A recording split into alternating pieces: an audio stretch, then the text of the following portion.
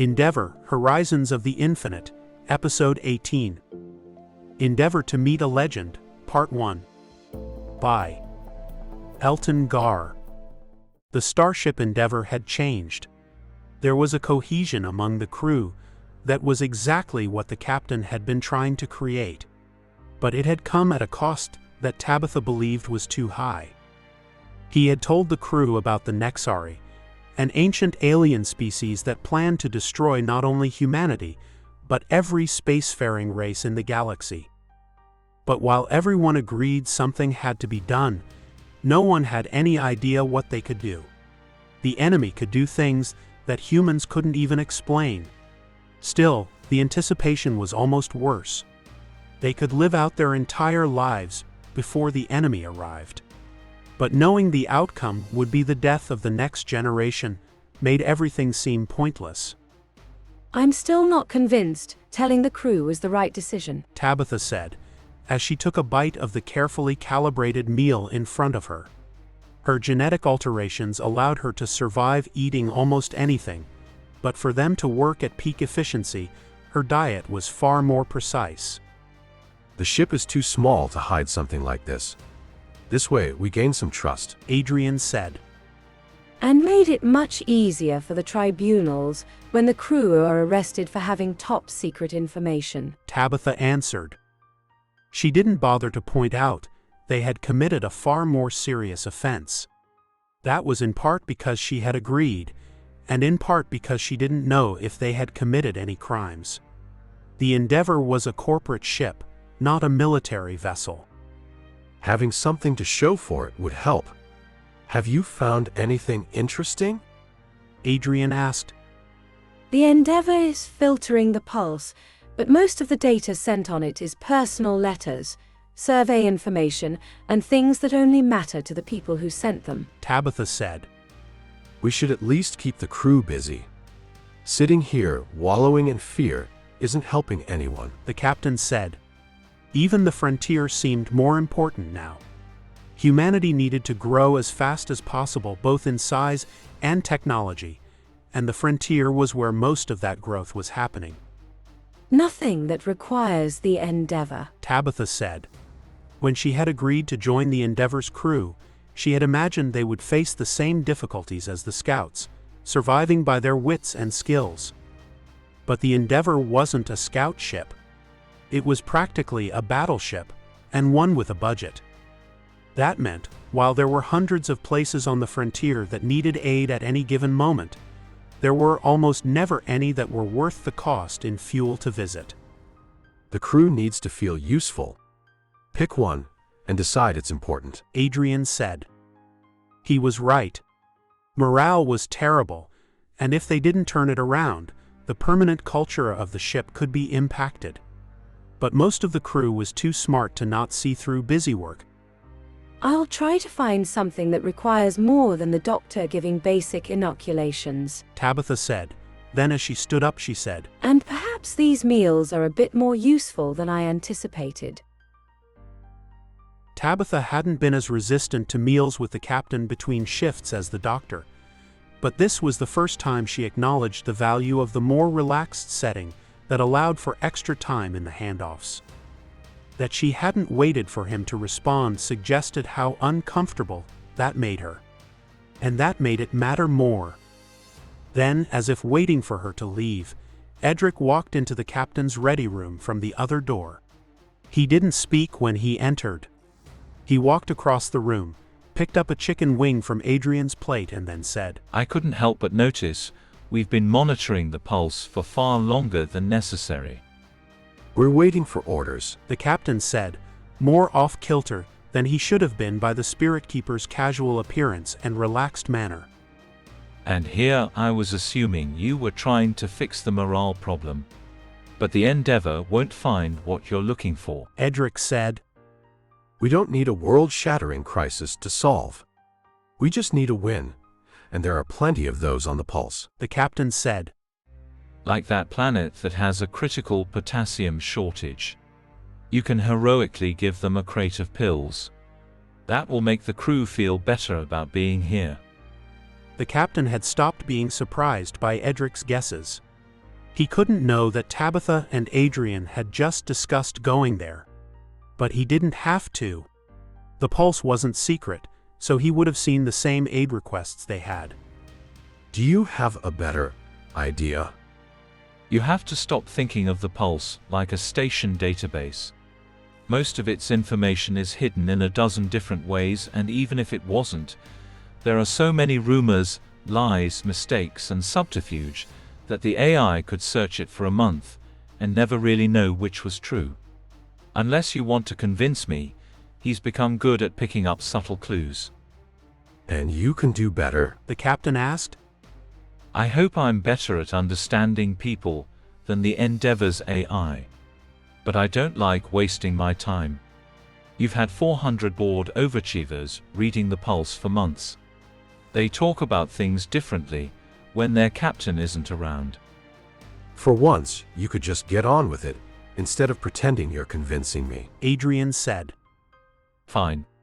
Have you heard of Elias Cade? The Space Scout. He's one of the most famous people in the Commonwealth. And if half the things in the pulp books are true, he's the exact type of miracle worker that we need. Truth rarely matters as much as people assume. But that's not my point. A few months ago he put out a message on the pulse. Edric said, putting a small data cube down in front of the captain. Wouldn't the Endeavor find this on the pulse? It wasn't hidden, so it might have found it. But almost as soon as it decrypted itself, it started disappearing. Just watch it. I didn't think filtering the pulse was even possible until I saw this, which makes it feel all the more important. Edric said. Elias Cade looked older than he did on the book covers, and his confident look was less intense, though Adrian could still see why people thought of him as a hero. His eyes met the camera for a moment, and then he said, Most of you know who I am. And more importantly, you know I have no reason to lie to any of you. The rich and the powerful have a secret, one that they don't think you should know. The universe is dangerous. But that's not a secret to anyone on the frontier. The secret is that humanity is on a clock. Every 50,000 years, a species called the Nexari attacks. The powerful think, how they always do. You gather power into one place and use that to gain more power. You attack anyone who isn't strong enough to defend themselves and force them to give you even more power. But those of us out here on the edge know the truth. We win by working together. Elias went on for a few more minutes, and he added some context that Adrian didn't already have. When it was done, Adrian simply looked up at Edric and said, How long have you known about this? I've known about Elias for as long as anyone else. But I only found this about a month ago, and I didn't think anyone would take it seriously until they had their own proof. Edric said. And now that we have our own proof, that's a pattern. One that makes me think our time frame is a lot shorter than we hoped. But at least we have something to help morale. Adrian said. What is that? A legend. We can ask for help. Elias looked over the edge of the cliff at the wide yellow-green plains below. He had been searching for the source of this planet's technology for almost a month. He was going to have to do something more drastic soon. So far, he had found a biosphere that was still recovering from something that had happened tens of thousands of years ago. Not unhealthy exactly, but nowhere near as diverse as you would expect from a healthy planet. Not ideal for a colony, since you'd need to bring in plants and animals to stay healthy. But nutritional diversity was rarely the reason why people colonized a planet. In this case, the geothermal vents scattered along the northern continent would have been more than enough to draw the attention of someone if it had been closer to the Commonwealth or further away from the vortex. It was also likely the power source for what had actually drawn Elias in. For him, being so close to the vortex made it more interesting. He hoped to find more clues about what was coming. And while he didn't think this was Nexari tech, What he found was impressive enough to be worth his time. On the surface, the ruins were nothing more than archaeological finds. If someone did colonize this world and bothered to pick them up at all, they might become a part of a local museum, if humanity had long enough for the colony to build a museum. But only minutes after they had arrived, a drone had approached him. A tiny orb, using an actual propeller to bounce along a few feet above the ground. It had scanned him carefully, making a few beeps and buzzes as it did. Since he had no reason to be afraid of the toy-like device, he had left it alone. A half hour later, another had come. This one was about twice the size, but with no other visible modifications. Except now the device it used to scan him included a small grid of green lasers that after a few seconds focused on the genic blade on his belt. He didn't know if it was the odd metal of the oath blade or that it was a weapon, but it scanned it for almost twice as long as the first probe had scanned Elias. The next one took longer to arrive. And he thought he understood why. Before the exteriors of the devices had been plastic, this one was metal and showed signs of other technology too. Whatever this was, it was ramping up to understand him better. Over the next few days, more had come. Some of them might have been the same probes returning, but each one focused on something different. One had carefully scanned Rust, who sat patiently as the lines from the green lasers mapped him. Another had examined the Ghostwake, his ship, but most of them seemed focused on his technology, including the plasma pistol on his belt and the weapons of the Ghostwake. It was possible that they were just designed to gather information, but for a species that had either destroyed itself or was destroyed, it seemed far more likely that they served some other purpose. And his guess was that they were security and not military machinery. That was because while they had continued to scan him, they hadn't done anything else. He needed to find out more about them eventually, but since both he and Rust could use the break, he was sitting in the shade of the Ghostwake, throwing Rust's ball for him while sipping on a warm drink made from the leaves of a fruit tree. It wasn't terrible. It was more fruity than the tea he preferred, but he was relaxed right up until he saw a line of fire appear in the sky just above him. Someone else had arrived. Elias drew the Talon. Getting visitors on a planet this far out was always a risk, and the best way to ensure no one got hurt was to make it clear you could defend yourself. Most likely, it was just a scout who would be excited to split any profit and any glory with the most famous of the space scouts. A few minutes later, it became clear it wasn't a scout ship, or at least not one of the mass-produced pieces of junk most of the scouts had. But that explained little. He had seen refurbished shuttles turned into scout ships, and some of those were even military, but no one in the frontier had the type of money needed to fly a shuttle that was more advanced than most of the transport vessels used on military ships. It also landed with more precision than he would expect from a scout. And 3 people and a robot drone stepped out of the ship. Certainly not a scout then, unless those people really didn't like personal space.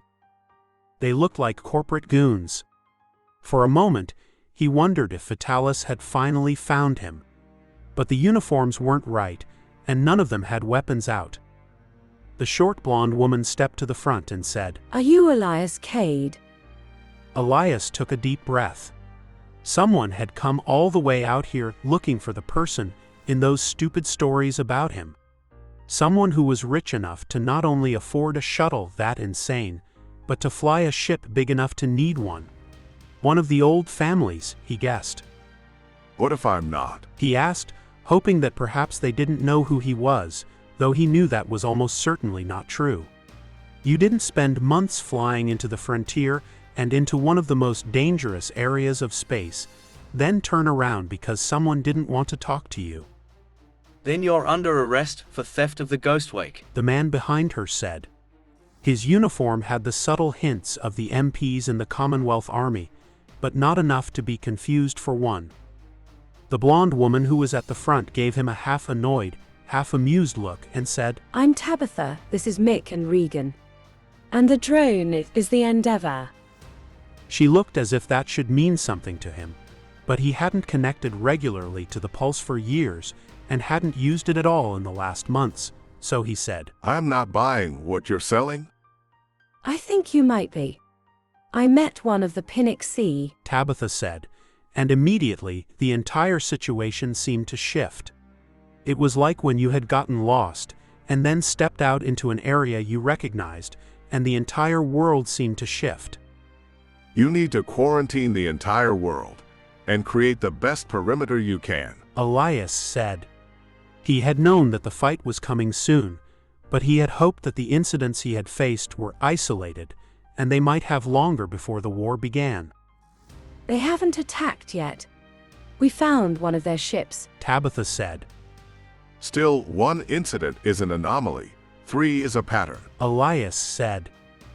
As he was speaking, he saw the security officer pull his weapon, and he realized just a fraction of a second too late what had happened.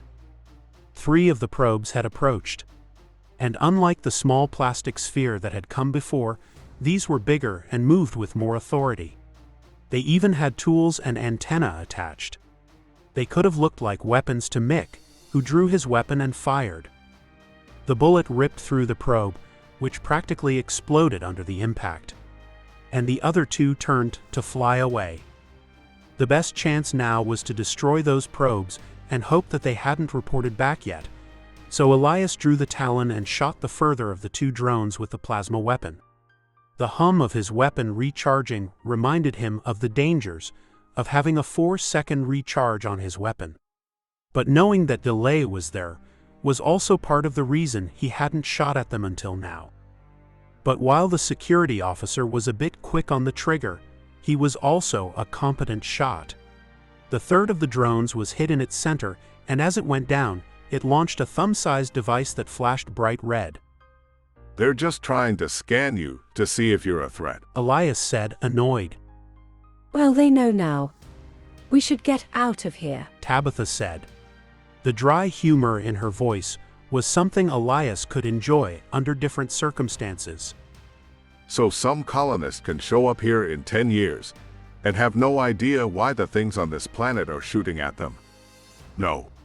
Besides, I came here because we need to learn about the Nexari, and this is the best we've got so far. Then you think these are Nexari weapons? No.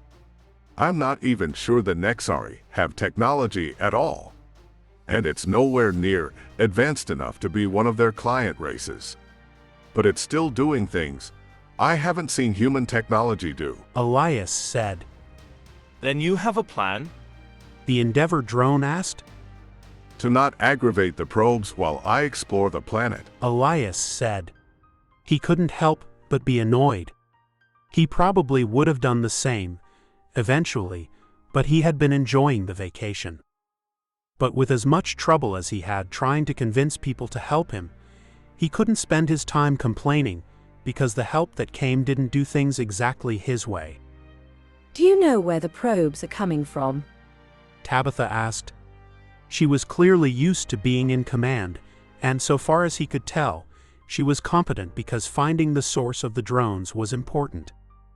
Elias pointed in the general direction they had come from, and the 4 of them all started that direction. Only the pilot Regan waited for him. Luckily, they didn't make it more than half a mile before Tabitha and Mick threw themselves to the ground. Only the robot marked where they were at. A second later, he saw a familiar-looking glow of plasma. Glancing at Rust, he saw the dog sniffing the air and tilting his head the same way he did when Elias shot the Talon. That confirmed it. Those probes had copied the Talon and added plasma weapons to their drones. We need to deal with this fast. Elias said. What is happening? Regan asked. Those things can copy technology. And once they scan that shuttle you brought down, things are going to get far worse. Unless I'm wrong about those engines being the most advanced in the Commonwealth. Not just the engines. It has energy shields and weapons. The pilot said, and Elias was both intrigued and scared because if they could mimic that technology as fast as they had the plasma weapons, then this might actually be useful. And being powerful enough to fight the Nexari would also make them far more deadly than anything the Commonwealth had. Author's note: I always knew that Elias had to at least have a cameo in the Endeavor series, and I had considered it a few times before. But until they began to interact with the Nexari, there wasn't a significant reason. But once they knew the Nexari existed, the connection seemed inevitable because Elias is the only expert on them. I hope you enjoyed this, and if you haven't read the Scout of the Endless Frontier series, you should. I'll be getting back to Elias, Rust, and the Ghostwake at some point once I finish the first season of the Endeavor series. They are easiest to read on my Patreon at patreon.com/Elton. They're all free, and it's a good story. Thank you. Elton Gar.